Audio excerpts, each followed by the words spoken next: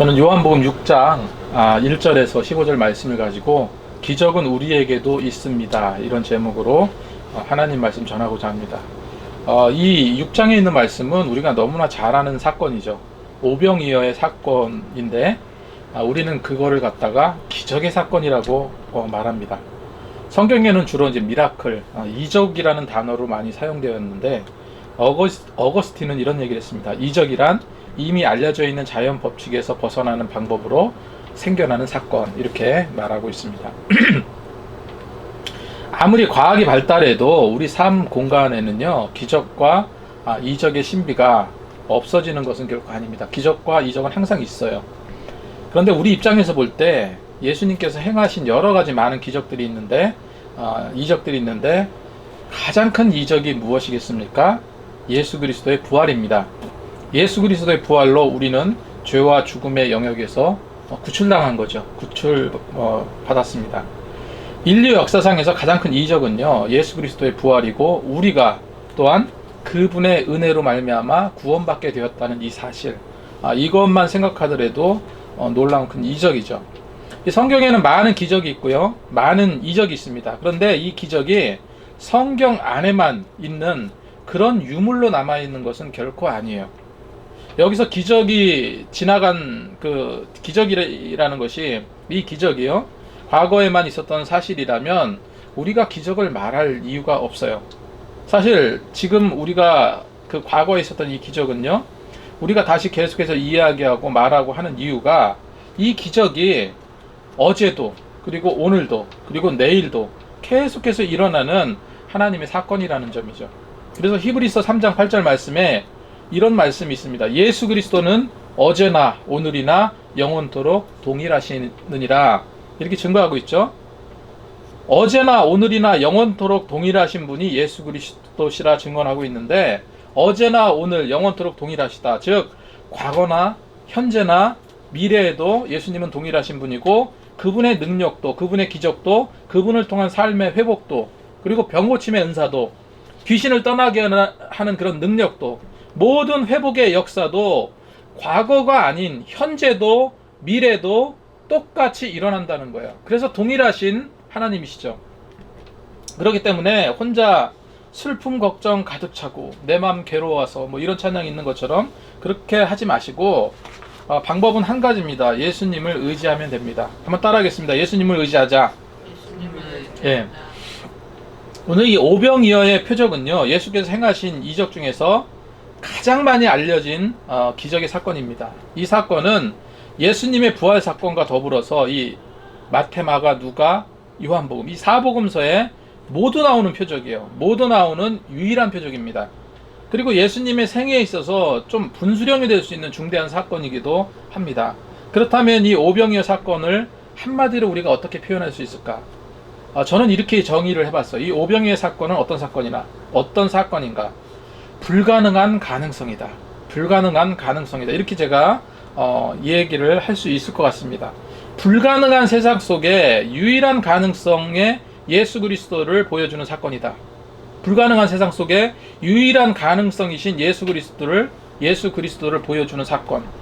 그리고 이 오병이어의 기적의 사건은요, 하나님의 관심이 과연 어디 머물러 계신가, 이 하나님의 관심이 어디 있는가, 어디 머물러 계신가에 대한 답을 제시해주는 그런 사건이라고도 말씀드릴 수 있을 것 같습니다. 우리 인간은요, 우리가 쉽게 말해서 목마름이 있다고 이야기하죠. 기갈이 있다고 이야기합니다. 사람은 누구나 부족한 것을 채우고자 하는 욕망이 있어요. 그래서 지식에 대한 기갈이 있고요, 공부에 대한 기갈이 있죠. 그 다음에 사랑에 대한 기갈이 있습니다. 자유에 대한 기갈, 빵이나 갖고 싶은 어떤 집착에 대한 기갈도 있어요. 이것은 인간의 근본적인 욕망입니다. 하나님은요, 사람이 떡으로만 살 수 없다는 사실을 너무나 잘 알고 계세요. 사람이 떡으로만 살 수는 없습니다. 사람이 떡으로만 살 것이 아니요, 하지만 동시에 사람은 떡으로만 살 수 없다는 것을 하나님은 너무나 잘 알고 계시다는 거예요. 그래서 하나님은 우리 영혼을 살리는 그 생명의 떡에 관심을 가지고 계신 만큼 우리가 사는 문제에도 굉장히 관심을 갖고 계시다는 거예요. 이 먹고 사는 문제는 늘 중요합니다. 그래서 우리는 늘 고민하고 걱정하죠. 하나님도 이런 걸 아신다는 거예요. 하나님도 이런 육신의 삶의 문제를 중요하게 또한 여기고 계신다는 겁니다. 여러분 기억하시기 바랍니다. 하나님은요, 우리를 먹여주시는 하나님이세요. 먹여주신 하나님. 그래서 사실은 걱정할 필요도 없는데, 그런데 늘 걱정하죠. 저 역시도 뭔가 좀 어려워지고 힘들어지는 일이 있으면 걱정을 해요. 잠깐 생각이 떠나면 그래요. 잠깐 말씀이 떠나고 하나님께서 우리를 치유하시고 이끌어 주신다는 그 사실을 알고는 있지만, 이 망각해버릴 때는 뭐가 스며듭니까? 걱정이 스며들어요. 근심이 스며들어요.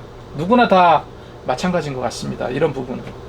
구약시대 때 선지자 엘리야가 있습니다.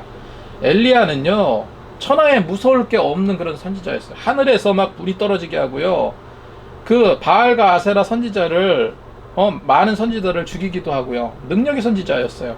그런 엘리야가 이세벨의 음모를 피해서 깊은 산중으로 도망을 합니다. 깊은 산중으로 들어가요.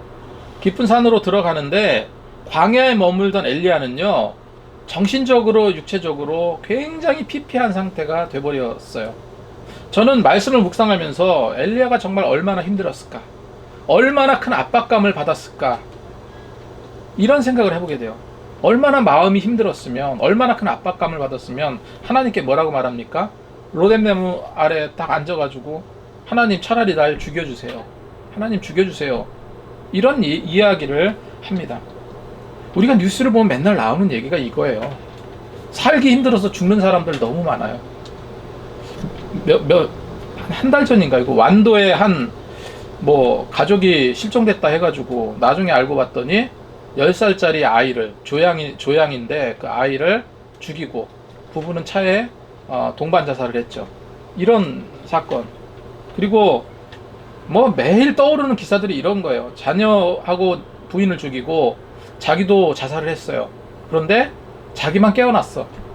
그래서 징역 12년을 받은 사람도 있습니다. 좀 안타까운 일이지만 얼마나 살기가 힘들었으면 이 죽을 생각을 죽는 게 차라리 낫다. 지금 엘리야가 딱 그런 거예요. 하나님 차라리 죽여달라는 거예요.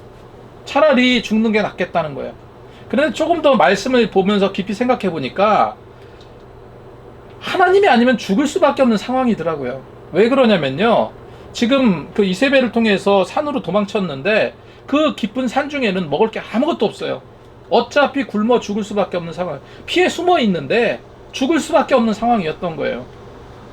그러니 이래 죽으나 저래 죽으나 죽을 수밖에 없는 상황이니 하나님 그냥 나를 더 이상 이렇게 고통 가운데 머물게 하지 마시고 차라리 나를 지금 좀 걷어가세요, 이렇게 이야기하는 거예요. 그때 하나님 어떡합니까? 엘리야가 그 깊은 산 중에서 아무것도 먹을 수 없는 그 산 중에서 죽도록 내버려 두셨습니까? 아니죠. 정신적으로 육체적으로 최악의 죽음의 상태에서 하나님께서는 천사를 보내세요. 그리고 엘리야를 위로해 주십니다. 이 정신적인 치료가 먼저 중요하잖아요. 위로해 주세요. 위로해 주시고 그 천사를 통해서 구운 떡과 한 병의 물을 주시면서 살아남게 하셨어요. 이 먹는 문제 중요하죠. 정말 중요합니다. 먹는 문제는요, 곧 사는 문제이기 때문에 중요해요. 또 한 가지 그 사렙다 과부 이야기. 먹을 게 없어요. 먹을 게 아무것도 없어서 마지막 떡 한 조각이 있습니다. 그래서 이 사렙다 과부는요, 자식하고 마지막 이 떡을 먹으면서 마지막으로 식사를 하고 죽으려고 했다. 동반 자살하려고 했었어요. 그런 상황에서 엘리야를 접대하죠. 그로 인해서 어떡합니까? 기름이 떨어지지 않고 양식이 끊이지 않는 그런 기적을 하나님께서 일으켜주세요. 그래서 먹고 살게 됩니다.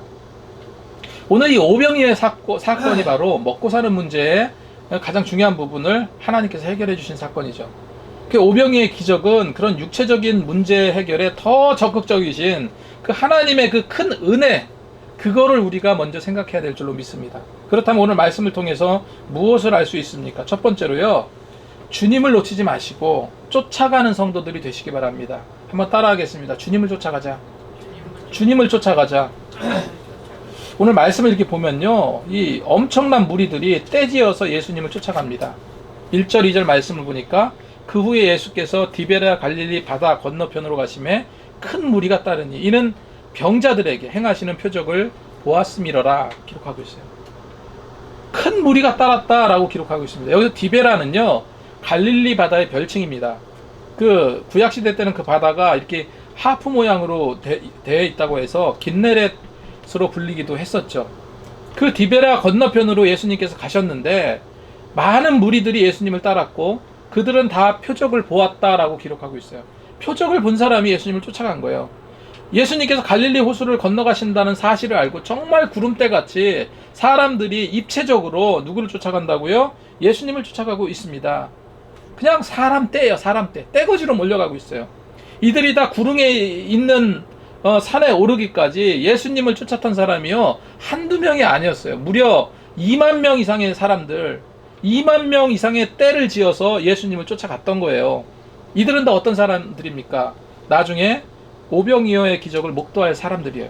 어떤 사람은 예수님을 쫓아서 배를 타고 쫓아가기도 했고, 어떤 강가 사이로, 어떤 사람은 걸어가기도 했고, 뛰어가기도 했고, 이들은요, 이들이 추적하는 사람은 오직 한 사람, 예수 그리스도 한 분이셨어요.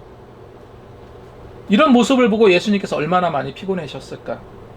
많은 무리들이 쫓았고, 쫓고 또 쫓고, 그렇게 예수님을 따라갔습니다. 그런데 여러분, 수많은 군중들이 왜 예수님을 쫓아갔을까요? 제가 첫 번째 뭐라고 그랬습니까? 예수님을 쫓아가자 이런 말씀드렸는데, 수많은 군중들은요, 다 목적이 있었어요.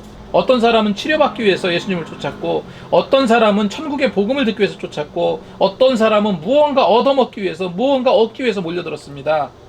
예수님을 쫓는 데 있어서 이렇게 맹목적으로 쫓아갔다는 거예요. 대부분이 맹목적으로 쫓아갔어요. 그런데 여러분, 맹목적으로 쫓아가도 좋아요. 처음에 인간적인 욕심과 이득을 얻기 위해서 예수님을 쫓아가도 좋습니다. 그게 본질은 아니지만 어쨌건 예수님을 쫓아가면 진정한 주님의 자녀로 변화될 가능성이 더 커지는 거잖아요. 자, 많은 사람들이 예수님을 쫓았습니다. 열심히 예수님을 쫓았던 사람들, 열심히 주님을 쫓았던 이 많은 사람들은 어떤 결과를 얻게 되었습니까? 기적을 맛봤어요. 오병이어의 기적을 맛보게 되었습니다. 또 한 가지, 배부르게 되었어요. 배가 그냥 터질 것처럼 배부르게 되었어요. 그리고 그 안에서 먹기도 하고 배고픔을 채우기도 했지만 가장 중요한 것이 무엇입니까? 진정한 메시아를 만났다는 거예요. 그래서 우리는요, 일평생 살아가면서 계속해서 주님을 쫓아야 됩니다.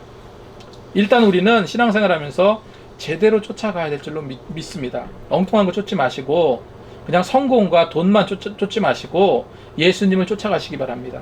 쫓다 보면은 예수님의 모든 것을 배우게 될 거예요. 알게 될 거예요. 느끼게 될 겁니다. 그 충만한 은혜로 채워지게 될 겁니다. 그래서 우리는 쫓아가야 됩니다. 두 번째로, 이해타산적 신앙생활은 스톱해야 됩니다. 한번 따라하겠습니다. 이해타산적인 신앙생활은 멈추자. 어떤 사람은 뭐가 좀 사업에 도움이 될까 해서 교회 나오고, 어떤 사람은요, 이성을 사귀기 위해서 교회 다니기도 합니다. 어떤 사람은 그냥 외로워서 다닌다는 말을 하는 사람도 있어요. 심심해서 교회 간다는 사람도 있고요. 어떤 사람은 제대로 안 다니면서 가끔 저 교회 갔더니, 실제로 들은 얘기입니다. 어떤 분 전도하는데 어느 모 교회를 다닌대요. 그래서 그 교회가 그렇게 좋습니까? 그랬더니 교회 똑같죠. 그런데 거기 카페가 그렇게 아주 이쁘게 잘 돼 있대. 카페가 이쁘게 잘 돼 있는데 아메리카노 한 잔이 1,000원밖에 안 된대요. 그래서 친구들 데리고 거기 가서 커피 마시러 간대요. 그런 사람도 있습니다. 어떤 사람들은 문화 강좌 때문에 간다는 사람도 있고, 처음엔 그럴 수 있습니다. 하지만 매년 변화 없이 되풀이 된다면은 이게 성도가 되겠습니까? 성도가 되지 못하죠. 처음엔 맹목적으로 쫓아갈 수 있고 목적과 다르게 따라갈 수 있지만 결국은 진정으로 예수님을 받아들이고 믿어야 돼요. 여러분, 이해타산적으로 시작했다 할지라도 이해타산적인 신앙인이 되어서는 안 돼요. 만약에 그런 부분이 조금이라도 남아있다면 스톱하라는 겁니다. 가장 큰 적은요, 이해타산적으로 신앙생활하는 거예요. 이해타산적인 생활은요, 멈춰야 됩니다. 믿습니다 하고 믿기만 하는 성도가 있는가 하면은 계산기 두드리는 사람이 있어요.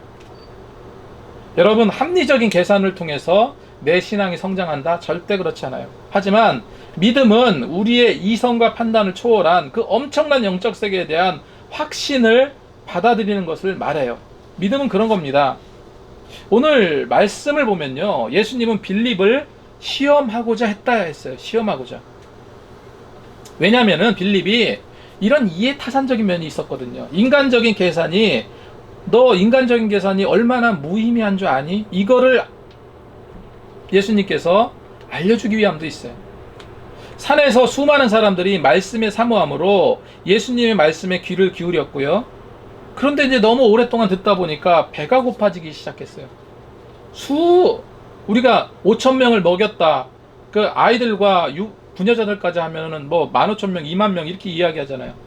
따라붙은 많은 사람들이 예수님을 따랐던 그 사람들이 모여서 귀를 기울였는데 1시간이 지나고 2시간이 지나고 어두워지기 시작했습니다. 그런데 2만 명이나 되는 그 사람들이요, 떠날 생각을 하지 않아요. 왜 그랬냐면요, 동네 사람 주변에 있는 사람들이 아니에요. 거기 모인 사람들이. 지난번에도 말씀드렸지만 6월절을 지키기 위해 올라갔다가, 그러니까 6월절에 예루살렘으로 많은 사람들이 몰리잖아요. 사실 촌동네에 2만 명이라는 사람이 어떻게 모일 수 있겠습니까? 그 예루살렘 성으로 올라갔다가 예수님의 소문을 들은 거예요. 그래서 쫓아서 무리가 모이기 시작하다 보니까 2만 명이 된 거예요. 다 어떤 사람들입니까? 그 동네 사람들은 별로 없어요. 다 저기 멀리 떨어져 있는 그런 사람들입니다. 그러다 보니까 어차피 밥은 먹어야 돼. 어차피 뭐를 먹긴 먹어야 됩니다. 이 동네 사람들이 아니기 때문에 그냥 거기에 있어야 돼요. 조금 듣다가 집으로 돌아갈 그런 사람들이 아니었다는 거예요. 워낙 먼 거리에 있기 때문에 뭔가 먹고 가야 했는데, 이런 상황을 너무나 잘 아시는 예수님은요, 빌립에게 묻습니다. 5절 6절 말씀에 예수께서 눈을 들어 큰 무리가 자기에게로 오시는 것을 보시고 빌립에게 이르시되 우리가 어디서 떡을 사서 이 사람들을 먹이겠느냐 하시니, 이렇게 말씀하시면 친히 어떻게 하실지 아시고 빌립을 시험하고자 하심이라. 왜 하필 예수님은 12명의 제자 중에서 유독히 빌립에게 말씀하셨을까? 어떤 사람은요, 빌립이 음식을 제공하는 그런 책임을 맡은 게 아니냐, 그렇기 때문에 물었을 것이다, 이렇게 말하는 학자들도 있고, 어떤 학자는요, 빌립이 그곳 베세다 출신이거든요. 가까운 동네 출신이기 때문에 지리적으로 그 동네를 좀 잘 알고 있지 않을까, 그래서 물었을 거다라고 말하기도 합니다. 하지만 성경은요, 예수님께서 그 빌립에 갖고 있는 그 믿음의 연약성을 아셨어요. 그리고 신앙적인 연단을 위해서 시험하셨어요. 6절 말씀에 이렇게 말합니다. 6절 말씀에 이렇게 말씀하시면 친히 어떻게 하실지 아시고 빌립을 시험고자 함이라. 여기서 시험하다라는 것은요, 일종의 테스트입니다. 시험하다라는 말은 동사로 페이라조라는 단어인데, 성경에서 도키마조와는 좀 다른 의미예요. 그래서 이건 좀 나쁜 의미로 사용되었는데, 때로는요, 테스트라는 의미도 담겨 있어요. 이 시험하다라는 게. 그래서 문맥상으로 보면 예수님께서 나쁜 의미로 시험한 것이 아니라 그 믿음을 확인하는 일종의 테스트를 하셨다는 거죠. 근데 오늘 빌립에게 그 말씀하신 우리가 어디서 떡을 사서 이 사람들을 먹이겠냐, 이 말씀은 떡을 사서 먹일 곳을 알아봐라. 그 빵을 살 곳을 알아봐라. 얼마나 들겠니? 이런 말씀을 하신 거예요. 가만히 생각하면 이처럼 황당하고 불가능한 말씀은 없어요. 여러분, 그 가난한 촌동네에서 가게가 몇 개나 될까요? 가게가 뭐 있어봐야 한 10개 될까요? 없을 겁니다, 거의. 그런 가게에서 2만 명이 식사할 수 있는 빵을 알아봐라? 이게 얼마나 황당한 얘기예요. 불가능한 일이죠. 이 대목을 가만히 생각해보면 굉장히 좀 코미디 같은 얘기입니다. 상식적으로 그 많은 음식을 만들 만한 식당도 없었고, 그거를 감당할 돈은 있었을까요? 돈도 없죠, 당연히. 그런데도 예수님께서 물으신 것이 떡을 사서 먹일 수 있는 곳을 알아봐라. 마치 수중에 이제 돈이 좀 두둑하게 있는 것처럼 그렇게 말씀하신 거예요. 그때 빌립이 뭐라고 말합니까? 각 사람으로 조금씩 받게 할지라도 200데나리온의 떡이 부족하리이다, 이렇게 말하고 있어요. 이 예수님의 12제자도 마찬가지지만 빌립은요, 처음부터 예수님의 기적과 표적을 확인했던 제자예요. 갈릴리에서 처음에 물이 포도주로 바뀌는 그 첫 표적을 이미 경험했던 그런 그 제자고요. 근데 빌립은 그렇게 생각해요. 그땐 그때고 지금은 지금이다라고 생각한 겁니다. 굉장히 이성적이고 합리적인 사람이에요. 그리고 그 부분을 분석하려고 애를 쓰고 있잖아요. 벌써 동계산하고 있었습니다. 그 사람들을 가만히 생각해 보니까 200데나리온의 떡이 부족할 것 같다, 이렇게 계산까지 한 거예요. 조금씩 받게 할지라도, 다시 말해서 사람이 빵을 하나 가지고 한 입 두 입 정도만 먹는다 해도 200데나리온의 돈이 들어갈 거다, 이렇게 말하고 있습니다. 당시에 한 데나리온은요 보통 성인 노동자의 하루 품삯입니다. 요즘으로 말하면 한 10만 원 정도 될까요? 그 정도 되는 돈인데 200데나리온이면 한 2천만 원이 넘는 돈이에요. 그 정도 될 거라는 거예요. 굉장히 이성적이고 합리적이고 아기가 딱딱 맞는, 앞뒤가 딱딱 맞는 그런 판단으로 그 판단을 갖고 있는 사람이 빌립이에요. 근데 우리 믿음은 그와 같지 않다고 그랬죠. 우리 믿음은 그런 합리성에 넘어가면 영적인 면이 가려집니다. 그 믿음은 결코 이성적이지 않아요. 합리적이지 않을 때도 있습니다. 그리고 앞뒤가 맞지 않을 때도 있는 것 같아요. 그것이 우리의 믿음입니다. 가만히 생각해 보세요. 왜 예수 잘 믿다가 의문이 들까요? 슈야 뜨겁게 부르짖다가 예수님이 계신가? 하나님 계신가? 이 의문에 빠져버려요.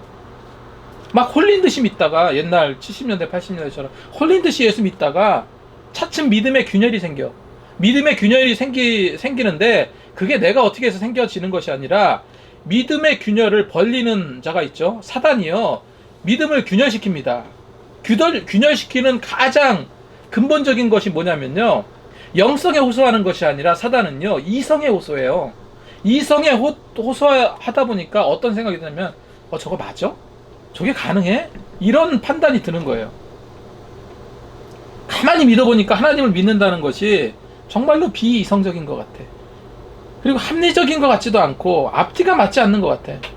그래서 제가 아까 망각증세라는 말을 썼습니다.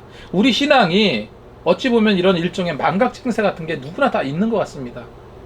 저도 목사이지만 늘 걱정하고 살아요. 근데 그 순간에는 뭐가 빠져 있냐면은 하나님께서 알아서 해주시겠지라는 그 믿음이 빠져버릴 때 그래요. 이게 망각증세입니다. 우리는 생각을 합니다. 한 가지로 봤을 때 출애굽 사건을 한번 생각해 보세요. 출애굽 사건. 이스라엘에 200만 명이나 되는 그 많은 이스라엘 백성들이 애굽에서 가나안으로 갑니다. 그런데 이 200만이나 되는 많은 사람들이요, 홍해가 갈라지는 기적을 봤어요. 그늘 한 점 없는 사막 가운데서 불기둥과 구름기둥으로 우리를 보호해 주신다는 것을 확인했습니다. 그리고 농사도 수고도 없이 그냥 하늘에서 맨날 만나와 메추라기가 떨어졌어요. 그거를 하루 이틀 본 것도 아니고요, 무려 40년 동안 매일같이 경험했어요. 매일같이 그 같은 기적을 매일같이 받아 먹으면서 또 보호함을 받으면서. 그런데 가나안으로 넘어가면서 어떻게 그렇게 쉽게 하나님을 버리고 바알과 아세라 우상을 섬길 수가 있냔 말이에요. 그 체험을 누구나 한 사람이 누구한테 경험을 들은 것도 아니잖아요. 그 40년 넘게 반복된 그 기적을 체험했음에도 어떻게 하나님이 어디 계시냐, 우리를 도운다는 게 뭘로 돕는가, 이렇게 반문하면서 지도자 모세를 대적하잖아요. 이런 행태가 일종의 신앙생활에 있을 법한 일종의 망각증세가 아닌가, 저는 그렇게 생각하는 거예요. 과거의 기적을 망각해버렸다는 말인데 알긴 알고 있어요. 다 알아요. 그런데 그런 기적적인 사건이 있음에도 인정하면서도, 그런데 지금은 또 다를 수 있지 않냐, 그게 나와 지금 무슨 상관이냐, 이렇게 생각한다는 거예요. 그렇게 생각하는 우리는요, 우리가 소유하고 있는 이 믿음이 과연 이스라엘의 백성들의 믿음과 다를까? 결코 다르지 않다는 거예요. 불같이 예수 믿었다가 어느덧 의심 많은 도마가 되어버려요. 이런 믿음의 망각 증세가 있습니다. 빌립이 그와 같았다는 거예요. 물로 포도주를 만든 그 기적의 사건을 알고 있었는데 여전히 계산기를 두드리고 있습니다. 여러분, 하나님을 분명히 믿고 있다면, 여러분 체험을 갖고 있다면요, 이런 망각 증세 정말 망각해버리세요. 망각 증세를 망각해버리시기 바랍니다. 당당히 주님께서 해결해 주신다는 그 사실을 믿어야 되고요, 이런 확실한 믿음의 고백이 나올 수 있도록 우리는 노력해야 될 줄로 믿습니다. 너무나 이성적인 계산은 하나님의 굳은 영적 관계에 마치 그냥 우리가 지난주에 제가 항아리 삼겹살 얘기했던 항아리 삼겹살 그거는요 2시간 동안 은은히 불을 달구다 보면 그 위에서요 삼겹살에요 기름이 툭툭툭 떨어져요. 계속 기름기를 쫙 뺀 거예요.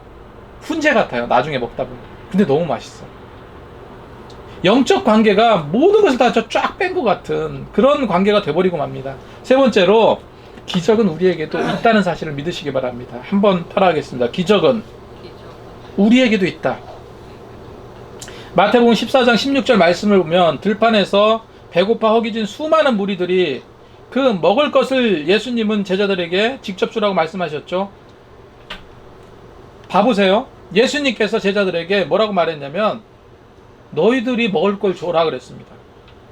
이 말은 뭔 얘기냐면은 예수님도 2만 명을 먹일 떡이 없다는 사실 너무나 잘 알고 있어요. 그리고 2만 명이 먹을 떡을 어디서 사올 수 없다는 거 너무나 잘 알고 계셨어요. 돈도 없다는 사실 너무나 잘 알고 있었습니다. 그런데 제자들에게 뭐라고 얘기합니까? 먹을 것을 네가 줘라 이야기하고 있어요. 이 말은 뭡니까? 너희도 기적을 행사하라는 거예요. 너희도 기적을 행해봐라. 기적은 하나님만이 행하시는 것인 줄 알았는데 제자들에게 명하신 것입니다. 갈 거 없다. 갈 것 없으니 너희가 먹을 것을 주라고 말씀하시는 거예요. 여러분, 우리에게도 이런 기적이 있을까요, 없을까요?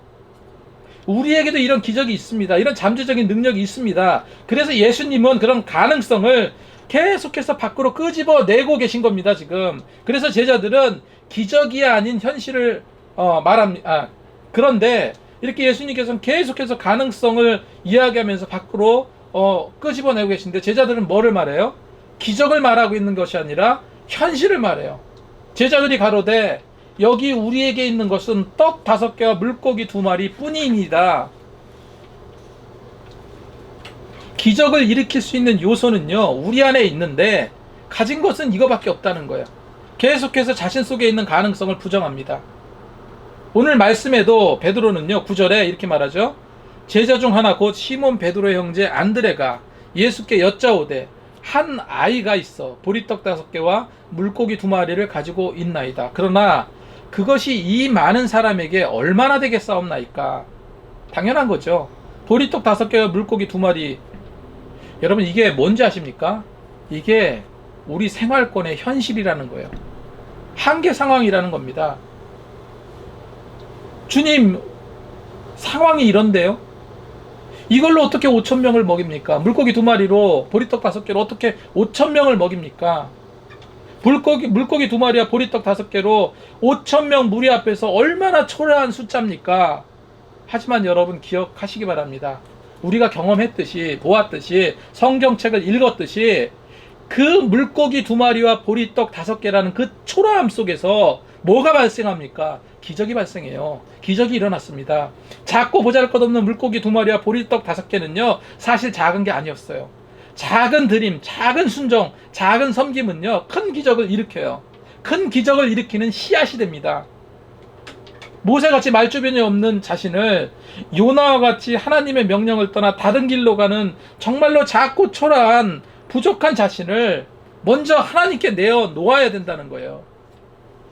그 아이가 도시락을 내놨던 것처럼 내 가족, 내 친구, 내 남편 주님께 내어 놓아야지 영적 영생의 기적이 생긴다는 거예요. 여러분, 하나님께 내놓으시기 바랍니다. 그래야 기적이 일어나요. 믿는 자는요 생각보다 강해요. 한번 따라하겠습니다. 믿는 자는 강하다. 내가 강한 게 아니에요. 나는 연약하죠. 하지만 하나님을 철저히 믿고 의지할 때 비록 떡 5개와 물고기 2마리 뿐일지라도 그거밖에 안 될지라도 5,000명이 넘는 자를 먹일 수 있는 그런 기적이 일어날 수 있다는 거예요. 그러니까 두려워할 거 없다. 걱정을 의심할 이유가 어디 있느냐. 그런 기적을 가능케 하는 것은 오직 기도라고 성경은 또 말하고 있잖아요. 제자들이 예수님께서 귀신 쫓아내는 능력을 주셨어요. 다 능력은 우리에게 다 있다고 했죠. 예수님을 의지하면 다 능력자입니다. 내 이름으로 귀신을 쫓아라. 그런데 어떤 귀신 들린 그 아이를 그 어머니가 데리고 왔어요. 데리고 와서 제자들에게 데리고 왔어요. 제자들에게 고쳐달라고 막 하는 거예요. 제자들은 의시되면서 걱정하지 말라고. 그러면서 귀신을 막 쫓아냅니다. 그런데 쫓아냈어요? 쫓아내지 못했어요. 능력을 주셨는데 쫓아내지 못했어요. 이 시대에 살아가는 우리와 똑같습니다. 그때 예수님께서 어떤 말씀하셨습니까? 마가복음 9장 29절에 이르시되 기도 이외에 다른 것으로 이런 유가 나갈 수 없느니라. 간절하고 진정한 힘 있는 믿음 있는 기도를 했다면 귀신 떠나갔죠. 그런데 이 제자들에게는 아직 그런 믿음이 없었다는, 그런 기도가 없었다는 거예요. 기도한다는 건 뭡니까? 기도한다는 것이 바로 내어놓는 거예요. 내어놓는 거예요. 나의 부족함을 내어놓는 거, 하나님께. 나의 곤란하고 어려운 상황을 내어놓는 겁니다. 헌신과 순종은 믿는 자의 가장 중요한 신앙의 지침입니다. 10절 말씀에 예수께서 이르시되 이 사람들로 앉게 하라 하시니 그곳에 잔디가 많은지라 사람들이 앉으니 수가 5,000명쯤 되었더라. 그리고 예수님은 떡과 물고기를 가지고 하늘에 축사하셨습니다. 그리고 그러자 어떤 일이 벌어져? 놀라운 일이 벌어지죠. 나누면 나눌수록 빵과 물고기는 줄어들지 않았어요. 그리고 모든 사람이 그 빈들에서 배가 터지도록 먹게 됐어요. 12절 13절 말씀에 그들이 배부른 후에 예수께서 제자들에게 이르시되 남은 조각을 거두고 버리는 것을 없게 하라 하시므로 이에 거두니 보리떡 5개로 먹고 남은 조각이 12바구니에 찼더라. 이렇게 기록하고 있습니다. 이런 기적의 시작은 너무나도 작고 보잘것없는 그 물고기 2마리, 보리떡 5개에서 시작됐어요. 한 소년이 예수님께 드리려고 준비했던 그 도시락에서 시작됐습니다. 여러분, 우리 일상에서 잔잔한 하나님의 기적은 어떻게 나타날까? 작은 순종에서 나타납니다. 작은 드림에서 나타나요. 그 사실을 성경에서 보여주고 있습니다. 만약에 그 소년이 도시락을 내놓지 않았다면, 헌신하는 모습을 보이지 않았다면 그 같은 기적이 일어났을까? 물론 그걸 내놓지 않았더라도 하나님께서는 그 2만 명이나 되는 그 사람을요 굶기시진 않으셨겠죠. 하지만 굉장히 모범이 되는 답안이에요. 작은 도시락을 헌신의 모습으로 내놨을 때 그 기적이 어디서부터 시작이 됩니까? 그 아이의 도시락에서부터 기적이 시작됐어요. 마찬가지로요, 교회가 갈망하는 것이 하나님이 원하는 부흥이라면 그 놀라운 부흥의 기적 어디서 비롯될까요? 우리같이 이렇게 작은, 저와 여러분 몇 명 안 되는 이 소수의 무리가 모여서 예배 드렸는데 우리의 그런 작은 헌신과 순종이 놀라운 부흥으로 연결될 거라는 사실, 그래서 이 부흥의 역사가 그렇게 일어날 거라는 사실 여러분 기억하시기 바랍니다. 가장 은혜 받지 못하는 사람은 계산적인 사람입니다. 내가 헌신하는 것을 손해라 생각하고 내가 교회에 전념하는 것을 시간 낭비라고 생각한다면 하나님의 은혜의 기쁨을 누리지 못해요. 하지만 정말로 헌신된 마음으로 시간을 헌신하고 물질을 헌신하고 봉사를 헌신하고 이런 가운데에서 하나님께서는요 우리에게 놀라운 은혜와 믿음을 허락하실 거예요.